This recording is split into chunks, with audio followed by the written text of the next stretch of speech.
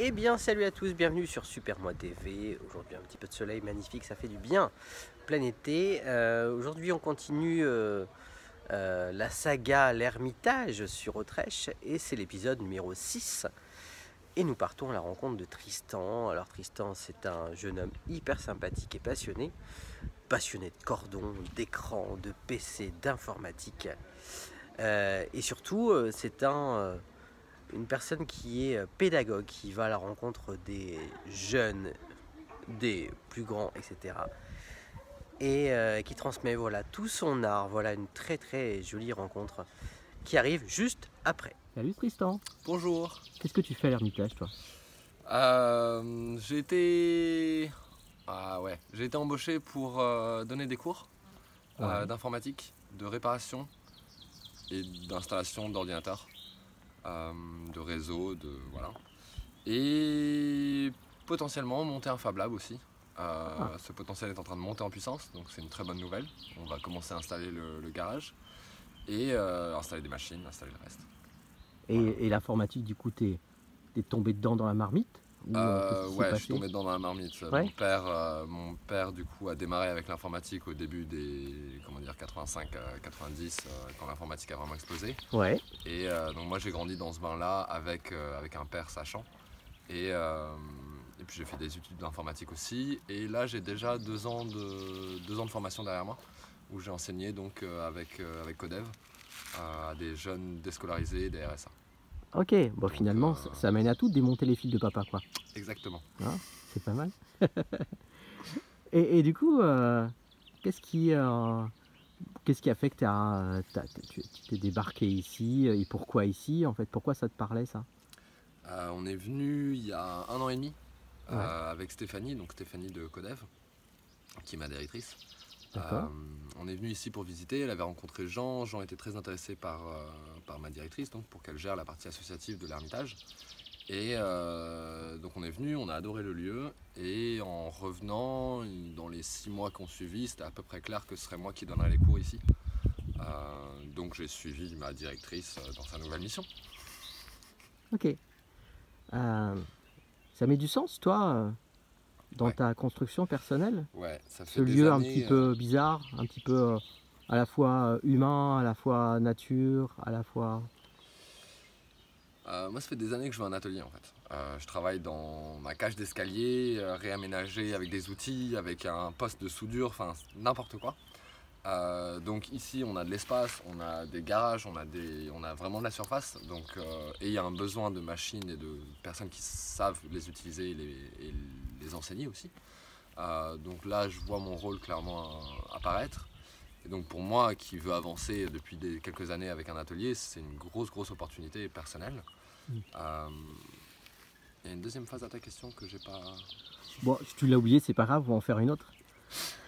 Moi, c'est sympa en fait de perdre le fil de l'histoire parce que finalement, pour quelqu'un qui bosse dans l'informatique, on est toujours sur une histoire de fil.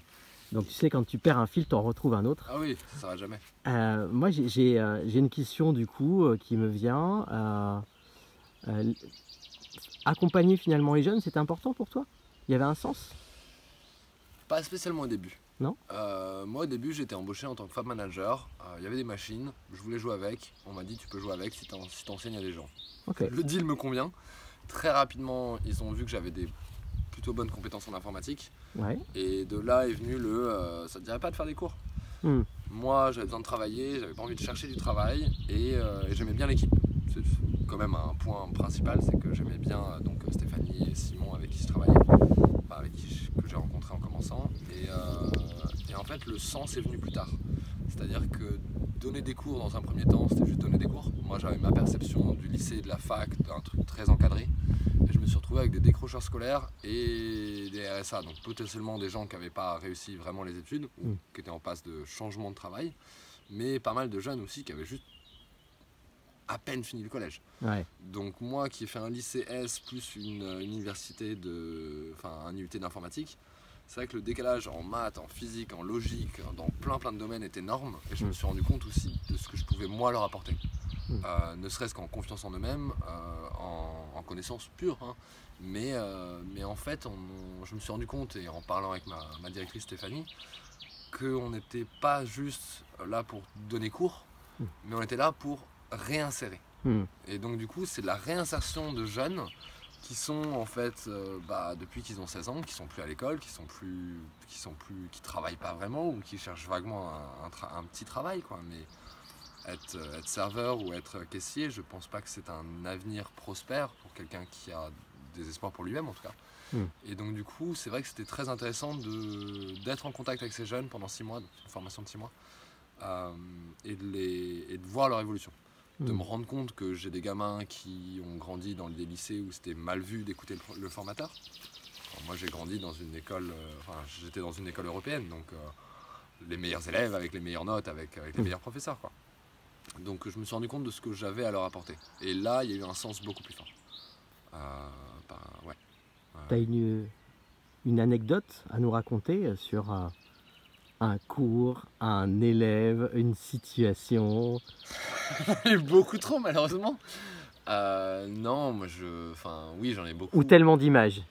Beaucoup d'images. Non, j'en ai un qui m'a vraiment marqué. Et alors, je sais pas si c'est...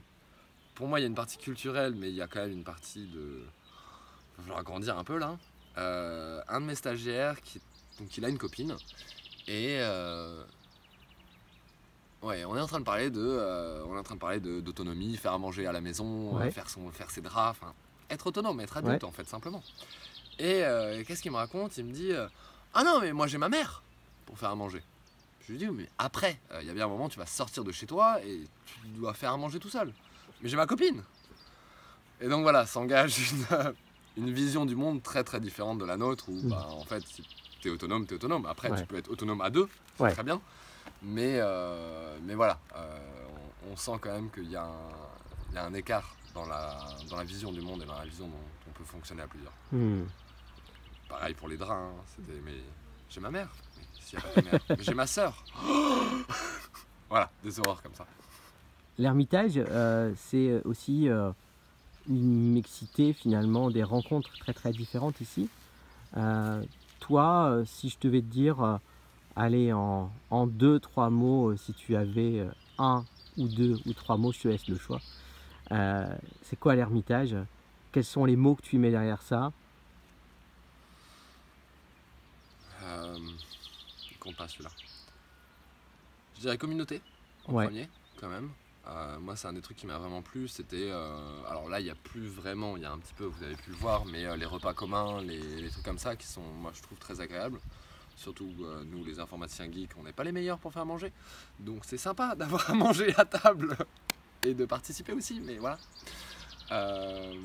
Donc ouais, la partie communauté était vraiment vraiment forte pour moi. C'est un des premiers trucs que j'ai vu qui m'a attiré. Espace. Ok. Ouais, vraiment. Moi j'habite à Aubervilliers. On est bien ici, hein. On est vraiment bien, hein. Les oiseaux le matin, tout ça là, incroyable. Un troisième, je sais pas encore. On peut s'arrêter à 2, c'est ok pour moi. Ouais, c'est vrai que tu as dit 1 ou 2 ou 3. Un de tes rêves où tu dirais waouh, là je kiffe. Ou peut-être il est déjà en train de se réaliser, quoi. J'ai pas encore de rêve à long terme. J'ai des rêves à moyen court terme qui sont parfaitement réalisables. Ils sont juste en attente. Donc je veux me construire mon laser à moi.